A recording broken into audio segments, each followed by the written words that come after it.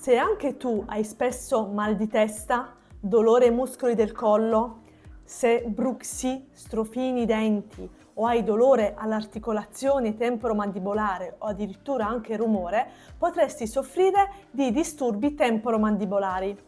Prenota al più presto la tua visita di controllo perché tramite una terapia mirata e non invasiva potrai migliorare la patologia articolare. Prenota al più presto la tua visita in maniera tale da capire la soluzione ideale per te.